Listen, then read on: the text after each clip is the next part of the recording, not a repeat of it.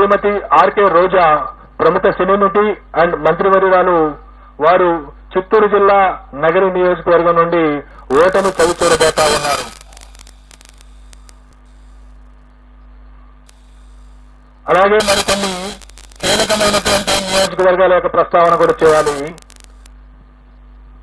అచ్చెన్నాయుడు గారు తెలుగుదేశం పార్టీ యొక్క రాష్ట్ర అధ్యక్షులు, ఆంధ్రప్రదేశ్ అధ్యక్షులు, వారు టెక్కలి నియోజకవర్గం నుండి స్వల్ప ఆధిక్యతతో విజయం సాధించబోతా ఉన్నారు. అలాగే వల్లభనేని వంశీ గత 2 సంవత్సరాలుగా కొన్ని వివాదాల కారణంగా ప్రముఖంగా వార్తల్లో వ్యక్తిన వ్యక్తి గన్నవరం నుండి శాసనసభ్యుడిగా ప్రాతినిధ్యం వహిస్తా ఉన్నారు. ఈసారి కూడా వల్లభనేని వంశీ గన్నవరం నుండి గెలుపొందనున్నారు. అలాగే తమ్మినేని సీతారాం గారు ఆముదాల వలస నుండి ప్రాతినిధ్యం వహిస్తా ఉన్నారు. వారు ఆంధ్రప్రదేశ్ శాసనసభ స్పీకర్ గా ఉన్నారు. వారు కొద్ది ఓట్ల తేడాతో ఓటమి చవిచూసేటువంటి అవకాశం ఉన్నది. అలాగే రఘురామకృష్ణరాజు గారు, కనుమూరి రఘురామకృష్ణరాజు గారు ప్రస్తుతం నర్సాపురం నుండి ఎంపీగా ఉంటూ ఇటీవల తెలుగుదేశం పార్టీలో చేరి ఉండి నుండి శాసనసభకు పోటీ చేయడం జరిగింది.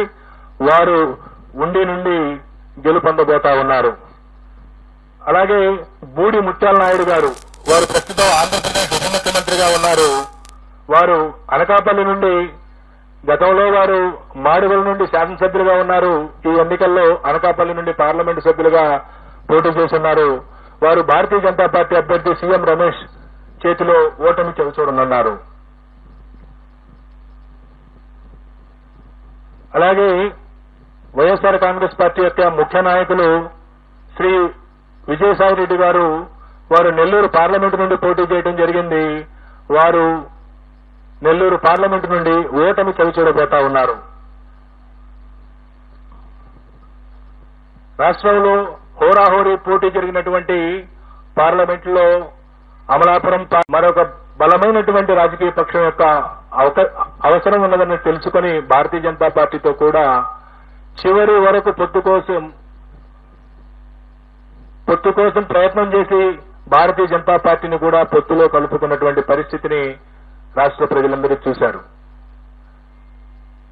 ఒకవైపు ఈ రాష్ట్ర ముఖ్యమంత్రి వైఎస్ఆర్ కాంగ్రెస్ పార్టీ అధ్యక్షుడు వైఎస్ జగన్మోహన్ రెడ్డి సంక్రాంతి నాటికే అభ్యర్థుల్ని 90% మందిని ప్రకటించేసి నియోజకవర్గాల వారీగా, జిల్లాల వారీగా, ప్రాంతాల వారీగా సిద్ధం వంటి సభలను ఏర్పాటు చేసుకుని ప్రజల్లోకి పోతా ఉంటే ప్రతిపక్ష కూటమి సీట్ల సర్దుబాటు, ఆ సీట్లలో ఏ అభ్యర్థిని నిలబెట్టాలి అనేటువంటి విషయంలోనే ఆల్మోస్ట్ నామినేషన్స్ వరకు ఆగినటువంటి పరిస్థితిని మనం చూశాం. అదే కాకుండా గత 5 సంవత్సరాల్లో కరోనా కాలాన్ని తీసివేయగా మిగతా కాలంలో ఈ రాష్ట్ర ప్రభుత్వం అవలంబించినటువంటి నూతన విధానాలు, వాలంటీర్ వ్యవస్థ ద్వారా ప్రతి ఇంటి గడప వద్దకు ప్రభుత్వ సేవలను చేర్చడం ఏదైతే ఉందో, ఇది నేను గతంలో కూడా చెప్పాను. ఈసారి ఎన్నికల్లో అది కీలక పాత్ర పోషించబోతా ఉంది. 71% మంది గ్రామీణ ప్రజానీకం ఉన్నటువంటి ఆంధ్రప్రదేశ్ లో ఏ గ్రామంలోనైనా సరే ప్రభుత్వం ద్వారా ఏదైనా పథకం లబ్ధి పొందాలన్నా, ప్రభుత్వానికి సంబంధించినటువంటి ఏదైనా సంక్షేమ అభివృద్ధి కార్యక్రమం పొందాలన్నా ఆ గ్రామ స్థాయి నాయకుడి దగ్గరకో, మండల స్థాయి నాయకుడి దగ్గరకో వెళ్లాల్సినటువంటి పరిస్థితి. ఈ వాలంటీర్ వ్యవస్థ ద్వారా ఆ పరిస్థితి నుండి మార్పు తీసుకొచ్చినటువంటి వైరాన్ని ఈ రాష్ట్ర ప్రజలు అభినందించారు. ఏ ప్రభుత్వ పథకం కావాలన్నా, ఏ ప్రభుత్వానికి సంబంధించినటువంటి ప్రయోజనం జరగాలన్నా వాలంటీరే ఇంటి దగ్గరకు వచ్చి సేవలు అందించేటువంటి ఒక వినూత్న కార్యక్రమం ఈ రాష్ట్ర ప్రజల్లో ఆత్మగౌరవం పెంచింది అనడానికి ఏమాత్రం సందేహం లేదు. దానితో పాటు గతంలో ఉన్న 31 లక్షల పెన్షన్దారులను 64 లక్షలకు పెంచడం, గత ప్రభుత్వం కేవలం చివరి 2 నెలల్లో ఇచ్చినటువంటి 2,000 రూపాయలతో పోల్చుకుంటే ఈ 5 సంవత్సరాల పాటు 2,000 రూపాయల నుండి 3,000 రూపాయలకు పెన్షన్ ఇవ్వటం, దీంతో పాటు గ్రామ సచివాలయ వ్యవస్థ ద్వారా అనేక రకాల ప్రభుత్వ ప్రయోజనాలను మన గ్రామం వద్దకే తీసుకొచ్చారనేటువంటి భావన గ్రామీణ ప్రాంత ప్రజల్లో పెరగటం, వీటన్నిటికి మించి ప్రతి 2 నెలలకో 3 నెలలకో మహిళల ఖాతాల్లో ప్రభుత్వం జమ చేస్తున్నటువంటి వేలాది రూపాయలు గ్రామీణ ఆర్థిక వ్యవస్థ విషయంలో గ్రామీణ ప్రజానీకం ఆర్థికంగా వారికి వెసులుబాటు కల్పించే విషయంలో ఈ ప్రభుత్వం విజయం సాధించింది.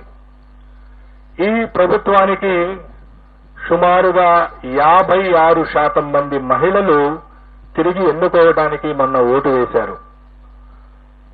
ఈ రాష్ట్రంలో ఉన్నటువంటి అన్ని వర్గాల మహిళల్లో ఎస్సీ, ఎస్టీ, బీసీ, మైనార్టీలు అనేది కాదు, ఓవరాల్ గా మహిళల్ని శాంపిల్ గా తీసుకుంటే 56% మంది మహిళలు ఈ పార్టీకి, వైఎస్ఆర్ కాంగ్రెస్ పార్టీకి ఓటు వేసినటువంటి పరిస్థితి.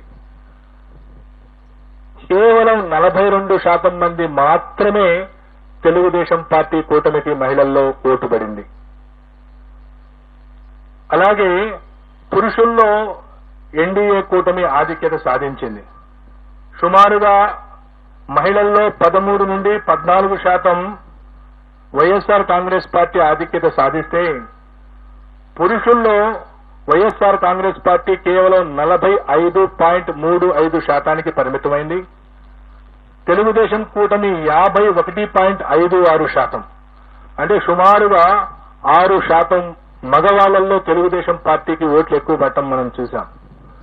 ఒకవైపు రాష్ట్రంలో మహిళల సంఖ్య ఎక్కువగా ఉండటం, మొన్న జరిగిన ఎన్నికల్లో 4,78,000 ఓట్లు, సుమారుగా 1.43% మంది మహిళలు పురుషుల కంటే అదనంగా ఓటు వేయటం, ఆ అదనంగా ఓటు వేసినటువంటి మహిళల్లో సుమారుగా 56% మంది వైఎస్ఆర్ కాంగ్రెస్ పార్టీకి ఓటు వేయడంతో పాటుగా వైఎస్ఆర్ కాంగ్రెస్ పార్టీకి వెన్నుదన్నుగా నిలిచినటువంటి ఎస్సీ, ఎస్టీ, మైనారిటీ వర్గాలతో పాటుగా ఈ గత 4 ఏళ్లుగా ఈ ప్రభుత్వం అనుసరించినటువంటి అనేక అభివృద్ధి, గ్రామీణ ప్రాంతాల్లో అభివృద్ధి, అలాగే సంక్షేమ కార్యక్రమాలు, డైరెక్ట్ బెనిఫిట్ స్కీమ్స్ కారణంగా బీసీలలో కూడా వైఎస్ఆర్ కాంగ్రెస్ పార్టీ గణనీయమైనటువంటి ఓట్లు సాధించింది. ఈ విధంగా తనకున్నటువంటి ఓటు బ్యాంకును కాపాడుకుంటూ కొత్తగా బీసీలలో ఓటు బ్యాంకుని చేర్చడం ద్వారా, మహిళల్లో తన ఓటు బ్యాంకును పెంచుకోవడం ద్వారా వైఎస్ఆర్ కాంగ్రెస్ పార్టీ ఈ రోజు తిరిగి రాష్ట్రంలో మరొకసారి అధికారంలోకి రాబోతా ఉంది. వైఎస్ఆర్ కాంగ్రెస్ పార్టీ ఆంధ్రప్రదేశ్ లో మే 13వ తేదీన జరిగినటువంటి ఎన్నికల్లో 49.41% ఓట్లను సాధించి 94 నుండి 104 అసెంబ్లీ స్థానాల్లో గెలవబోతా ఉంది. అలాగే తెలుగుదేశం పార్టీ కూటమి 47.55% ఓట్లను సాధించి కేవలం 71 నుండి 81 స్థానాలకు పరిమితం కాబోతా ఉంది. ఇతర పార్టీలు, ఇండిపెండెంట్ అభ్యర్థులు 3.04% ఓట్లకు పరిమితం కాబోతా ఉన్నాయి. సుమారుగా